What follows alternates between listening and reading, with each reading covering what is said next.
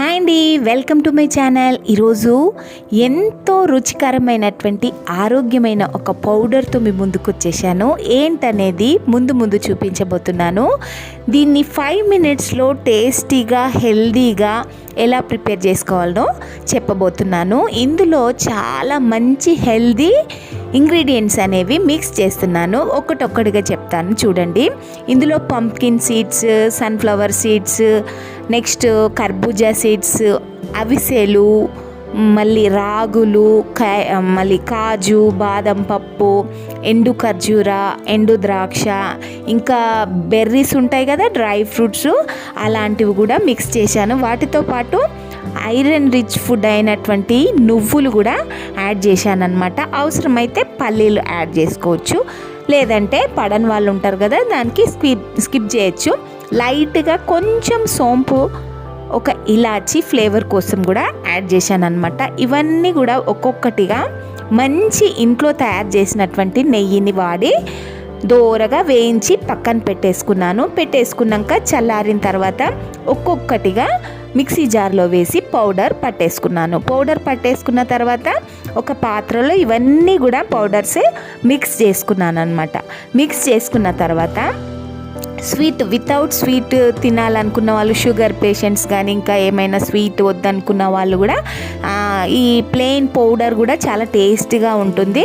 అలా సపరేట్ తీసి పెట్టుకోవచ్చు. దానికంటే తర్వాత స్వీట్నెస్ కోసం బెల్లం పౌడర్ వాడడం అనేది, బెల్లంని పొడి చేసి వాడడం అనేది చాలా హెల్తీ అండ్ టేస్ట్గా ఉంటుందన్నమాట. చిన్న పిల్లలు అయితే చాలా ఇష్టపడి తింటుంటారు. పెద్దవాళ్ళకైతే వితౌట్ షుగర్ వాడుకోవచ్చు.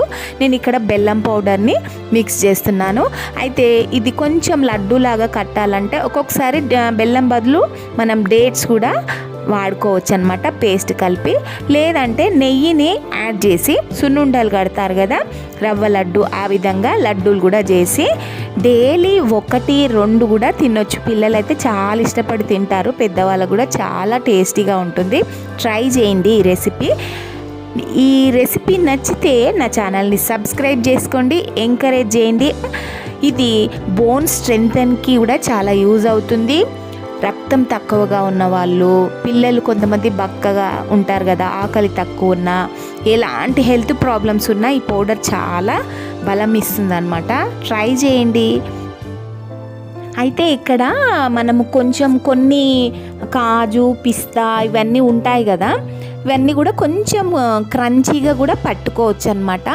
ఇందులో ఇంకా మీకు ఏవైనా పప్పు దినుసులు తినగలిగేవి కూడా దోరగా వేయించి వీటిలో ఉలువలు కానీ పెసర్లు కానీ ఏవైనా వేయించి పట్టుకోవచ్చు ఈ పౌడర్లోనే. ఎందుకంటే ఒక్కటొక్కటిగా పెట్టినప్పుడు పిల్లలు కానీ పెద్దలు కానీ తినడానికి అంతా ఇష్టపడరు కదా, అలాంటప్పుడు ఇలా పౌడర్ చేసుకొని తిన్నప్పుడు ఒక్క లడ్డు తిన్నా కానీ అన్ని బెనిఫిట్స్ అనేది అందడానికి ఛాన్స్ ఉంటుంది. ఏమంటారు? వీడియో నచ్చిందా?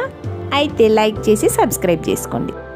పిల్లలతో పాటు పెద్దవాళ్ళు కూడా ఆవురావురమని తింటారనమాట, అంత టేస్టీగా ఉంటుంది. ట్రై చేయండి. Thank you.